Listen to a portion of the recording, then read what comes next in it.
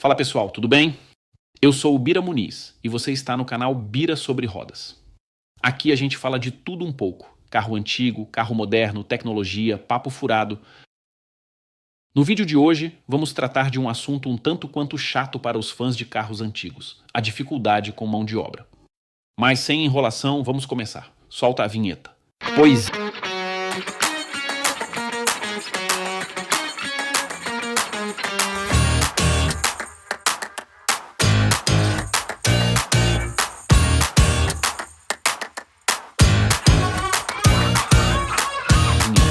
Pois é, pessoal, não é segredo para ninguém que nos últimos anos eu tive alguma dificuldade com mão de obra para meus carros antigos. Passei alguns anos perdendo dinheiro com um mecânico gourmet aqui em Brasília que não era capaz de fazer um serviço sem que eu tivesse que voltar para refazer e gastar mais dinheiro. Consegui finalmente acertar o motor do Fusca em um mecânico que conheço desde a infância e que mexia nos carros do meu pai, e para outros serviços no Fusca eu tenho um cara muito bom, mas que só mexe em Fusca. É aquele negócio, dono de carro antigo tem que saber se virar sim, e eu até sei. Mas por morar em apartamento não é todo o serviço que eu posso fazer na garagem do prédio. Troca de óleo, por exemplo, mesmo sendo algo relativamente simples, não posso fazer lá porque é um serviço que costuma fazer bastante sujeira e eu não quero levar outra multa do síndico por causa disso. Então, para serviços que requerem ferramental especial, uma dose maior de conhecimento, mais espaço livre ou mesmo mais de uma pessoa, eu prefiro levar em alguém para fazer. Bom, quando peguei a Belina, eu logo de cara identifiquei algumas gambiarras feitas pelo primeiro dono. Primeiro, o cebolão do radiador estava errado, como resultado o motor nem conseguia chegar à temperatura normal de funcionamento. Não tinha aditivo no radiador, só água que estava bem enferrujada. Assim sendo, minha primeira providência foi fazer uma revisão geral. Levei em um mecânico indicado pelo meu mecânico de Fusca, já que ele só mexe com Volkswagen refrigerado a ar, mas apenas porque meu mecânico das antigas havia feito uma cirurgia e estava em licença médica. Não foi uma experiência muito boa. Eu sou do seguinte ponto de vista: se um cliente leva um carro para fazer uma revisão geral, é obrigação do mecânico verificar tudo, identificar eventuais problemas não relatados e informar o cliente que autorizará o serviço ou não. Porém, a única coisa feita foi a troca das peças que levei e uma regulagem muito meia-boca no motor. O carro continuou bebendo muito e com um baita cheiro de gasolina o tempo todo, além de falhando quando chegava à temperatura normal de funcionamento. Em uma investigação por conta própria, descobri que o motivo principal do consumo excessivo era algo relativamente óbvio: um vazamento de combustível nas mangueiras, ao ponto de deixar poças de gasolina com o carro estacionado. Este eu resolvi por conta própria, ganhando aí pouco mais de 1 km por litro de economia. Mas o fato é que a regulagem não ficou legal. E o problema de falhar quando chegava à temperatura normal persistia. O carro simplesmente falhava ao chegar à temperatura normal de funcionamento, falhando cada vez mais até parar completamente. Aí, com base na minha experiência prévia com o Fusca, resolvi conferir a bobina quando o motor falhava. Estava tão quente que era impossível encostar a mão. Em teoria, este problema seria bem fácil de resolver. Bastaria colocar um resistor na bobina, que estava sem a peça, para diminuir a corrente. Só que, de acordo com as especificações da Bosch, o resistor teria de ser de 0,8 ohm. No mercado brasileiro, só se acha de 1,5 ohm. De qualquer forma, como todo mundo usa o resistor de 1,5, coloquei ele lá. Não resolveu o problema, mas melhorou bastante a situação, deixando o carro utilizável, ainda que com pouca força no motor. Havia ainda um vazamento de óleo bem óbvio no cabeçote que havia passado batido pelo mecânico que mexeu. Este eu não tenho nem o conhecimento nem o espaço para arrumar por conta própria, pois moro em apartamento. Mas, beleza. Depois que comprei as peças do Del Rey do desmanche, resolvi colocar um jogo de pneus novos, já que os que vieram nas rodas do doador estavam em péssimo estado. Durante a troca dos pneus, foi identificado que a suspensão traseira precisava de um trato, uma mola estava quebrada e, por consequência, o amortecedor daquele lado estava sem ação. Resolvi então levar no meu mecânico das antigas, na esperança de ter um bom serviço. Havia acabado de fazer todo o sistema de freios do Cruze lá com ele, ou seja, eu não levava só carro velho lá. O objetivo era fazer uma revisão geral em freios e suspensão, e conferir de novo a regulagem do motor que o outro mecânico havia deixado mal feita. Comentei também sobre o problema de ignição, que falhava depois de uns 20 a 30 minutos dirigindo. Essa foi a primeira intervenção feita na Belina nesse mecânico que conheço novamente há mais de 40 anos. Ainda falei: veja se tem mais algum problema no carro que mereça atenção, o cabeçote está vazando óleo, etc. Quero deixar nova para não ter dor de cabeça. Infelizmente não correu tão bem quanto eu imaginava. Primeiro, o serviço demorou quase 15 dias. Isso para troca de um par de molas e amortecedores e uma revisão nos freios e regulagem no motor. O vazamento no cabeçote nem mesmo foi analisado ou orçado o reparo. Este deveria ter sido meu primeiro alerta. Mas continuei confiando no serviço dali. Depois de instalado o ar-condicionado, deixei o carro lá para trocar o carburador, já que eu tinha comprado um 3Z já com o solenoide do ar-condicionado, já que não conseguia encontrar um solenoide para o TLDZ original da Belina, e conferir meu alternador, que não estava carregando direito. A parte de carburação ficou ótima, já o alternador foi condenado pelo autoeletricista da equipe, que me vendeu um usado à base de troca. Eu preferiria ter colocado um novo, mas não fui consultado. Este deveria ter sido meu segundo alerta. Outro dia, levei o Cruze lá para uma intervenção. O carro começou a falhar, e ao plugar o meu scanner, identifiquei falha no cilindro 2, a qual poderia ser uma de 3 opções: vela, bobina ou bico injetor. Tentei fazer as intervenções dentro do meu limite de capacidade, bobina e vela, e não resolveu. Levei lá. Desmontaram o sistema de injeção para teste de bancada nos bicos, e o carro ficou simplesmente 3 semanas desmontado. Enquanto isso, eu havia finalmente conseguido resolver o problema das falhas de ignição da Belina, por conta própria, usando um resistor de 0,3 retirado de uma bobina universal, pois mesmo o de 0,8 ainda gerava falhas no motor depois de algum tempo. Isso muito provavelmente acontecia porque o fio resistivo original ainda estava lá, mas não inteiro, apenas uma parte dele. O fato é que enquanto o Cruze não saía da oficina, por mais que eu cobrasse, eu estava usando minha Belina antiga no dia a dia. Eu sei que a ignição estava ótima depois do meu reparo e conseguia rodar por horas a fio sem o carro falhar. Mas um problema chato persistia. A correia do alternador estava fazendo muito barulho desde a troca do alternador e já havia levado lá 2 vezes para ver, ajustavam, mas depois de um tempo o ruído voltava. E nessas 3 semanas em que o Cruze estava incapacitado porque largaram o carro parado, um belo dia eu estava indo para o trabalho e, no meio do caminho, a correia do alternador arrebentou. Chamei o reboque, coloquei o carro na plataforma e levei lá, afinal de contas tinha sido o serviço feito por eles. O alternador usado recuperado que me venderam deu problema de rolamento. Trocaram por outro sem me cobrar pelo menos. E só aí identificaram que a polia do alternador no virabrequim não estava em boas condições, empenada. Como sei que essa polia é bem difícil de encontrar para o Del Rey 1.8 com ar, aguardei. Trocaram o alternador, colocaram a polia substituta e a correia nova. Peguei o carro no final da tarde de uma sexta-feira, lembrando que o Cruze ainda estava lá.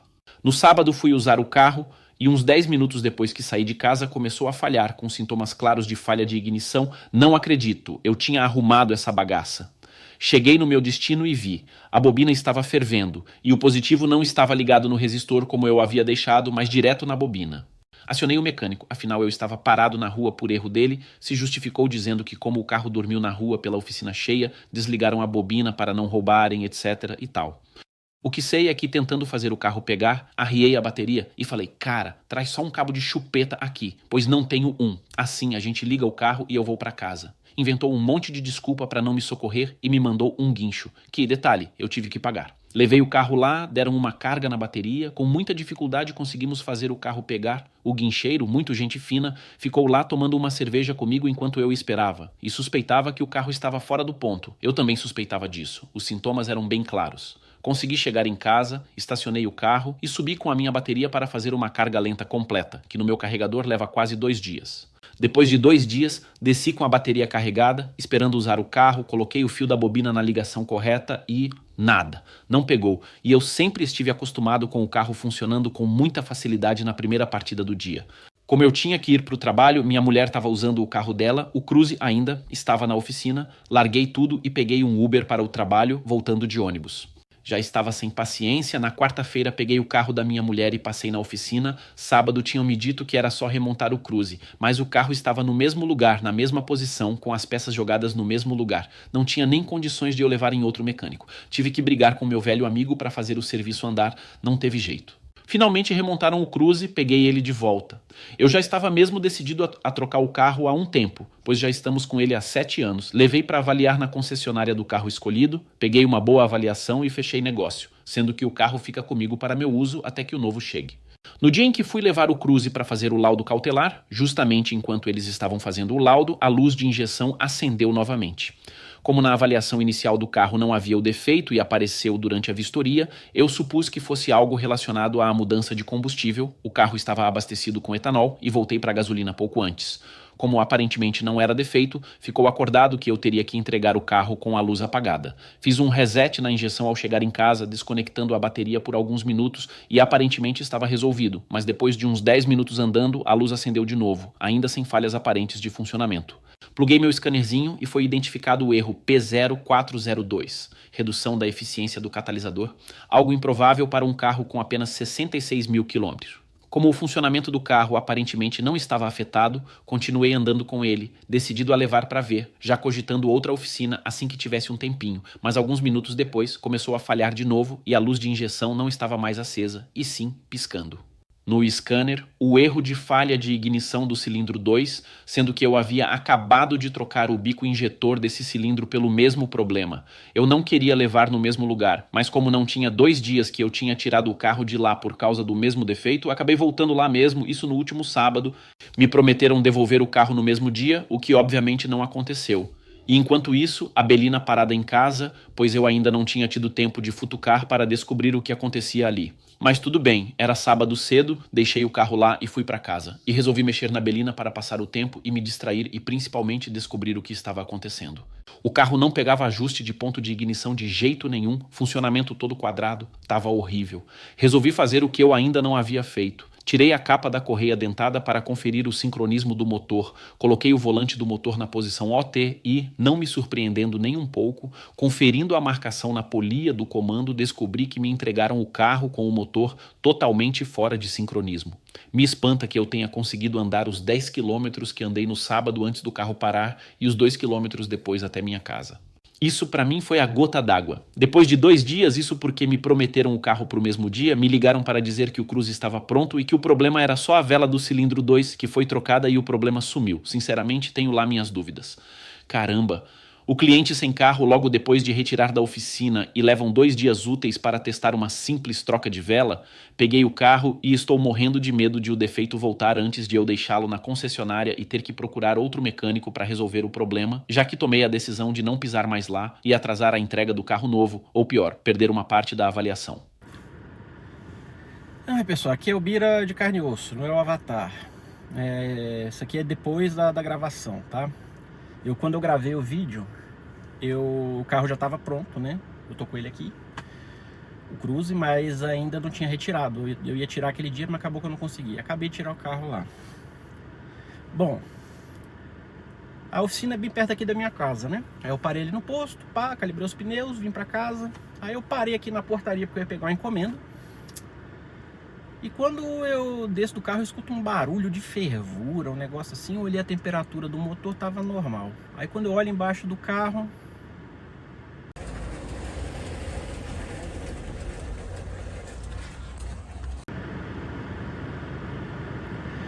beleza, primeira coisa que vem na cabeça: puta merda, estourou alguma mangueira? Não é possível.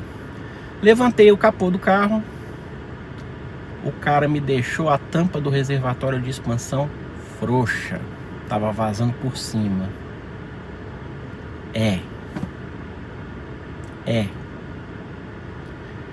Fazer o que, né?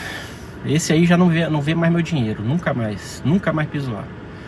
Bom, eu tinha comprado 5 litros de Paraflu outro dia aqui, botei aqui, né, para completar, para poder voltar pro trabalho, mas assim, como eu não sei se esse é o líquido de arrefecimento adequado para esse carro, amanhã eu vou ali numa loja de troca de óleo ali e vou mandar trocar tudo por garantia, porque eu não quero deixar o carro numa situação que vai dar problema para quem vai comprar. Mas é foda. Foda, velho, foda. PQP. É isso mesmo. O cara me largou a tampa do reservatório de expansão frouxa, solta. Se eu ando um pouquinho mais com o carro, se a distância da oficina até aqui não fosse só de 1 quilômetro, se eu ando um pouquinho mais com o carro, ia acabar a água toda, o carro ia ferver, eu ia me fuder todinho. Ia ter que gastar uma grana.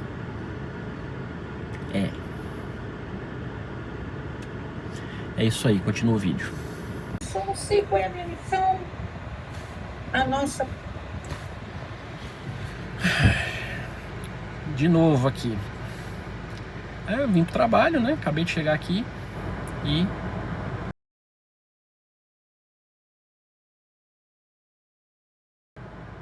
a luzinha acendeu. Coloquei o scanner, P0402.